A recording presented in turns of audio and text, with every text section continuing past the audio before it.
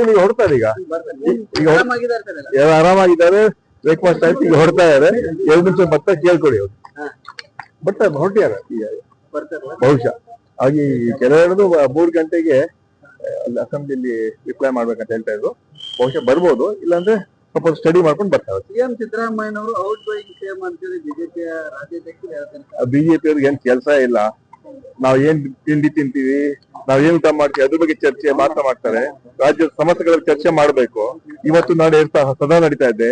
ಉತ್ತರ ಕರ್ನಾಟಕ ವಿಚಾರವಾಗಿ ಚರ್ಚೆ ಆಗ್ಬೇಕಾಗಿದೆ. ಅದು ಬಿಟ್ಟು ನಮ್ಮ ಸರ್ಕಾರದ ಬಗ್ಗೆ, ನಮ್ಮ ಸರ್ಕಾರ 5 ವರ್ಷ ಗಟ್ಟಿಯಾಗಿದೆ. ಪಕ್ಷದ ಅಂತಿಮ ತೀರ್ಮಾನ ಪಕ್ಷದ ವರಿಷ್ಠ ಅಂತ ಈಗಾಗಲೇ ಹೇಳಿದ್ದಾರೆ. ನಾವು ಅವರು ವಿರೋಧ ಪಕ್ಷ ನಾಯಕರಾಗಿ ಇವತ್ತು ಜನ ಸಮಸ್ಯೆಗಳು ಸ್ಪಂದಿಸ್ಲಿ, ಅದನ್ನ ನಾವು ತಪ್ಪು ಮಾಡಿದ್ರೆ ಸರಿ ಮಾಡೋ ಪ್ರಯತ್ನ ಮಾಡಿ. ಅದು ಬಿಟ್ಟು ಇಡೀ ಸದನ ನಡೆಯುವ ಪ್ರತಿ 8 ದಿನ ಕೂಡ ಬರೀ ನಮ್ಮ ಪಕ್ಷದ ಬಗ್ಗೆ ಮಾತಾಡ್ತಾ ಇದ್ದಾರೆ. ಅದೊಂದು ದುರ್ದೈವ ಅಂತ ಹೇಳ್ಬಾರ್ದು.